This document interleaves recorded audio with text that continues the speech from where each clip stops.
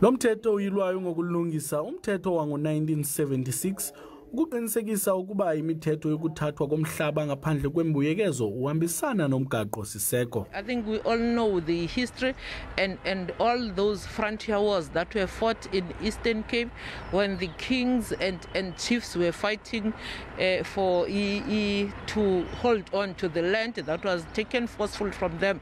They raised a very interesting thing, the chiefs, because there were many traditional leaders there.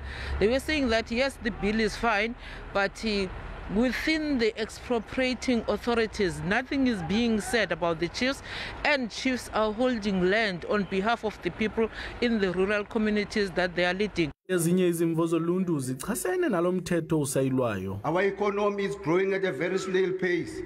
We are depending on foreign investment.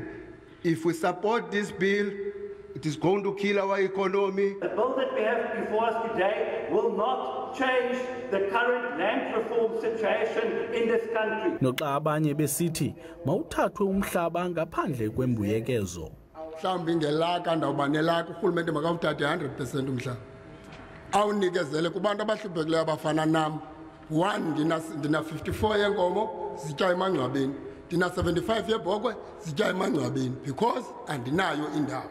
Ngoku ke ndiyamcela urhulumente umzekelo kulaa ndawo ilele otatomkhulu asikwazi kwa ukuya pha abelungu bayithengisa la fama kuzizilwanyana ngoku ithathwe ngurhulumente iphantsi korhulumente kunzima netoba makeke siyokunqula kootatomkhulu bethu nakoomakhulu pha. Le komiti iza kuqwalasela zonke izimvo zoluntu malunga nokuhlonyelwa komthetho ukuze ipalamente ipasise lo mthetho uyilwayo. Kwindaba ze-SABC ndingulwando nomoyi ndiseGqeberha.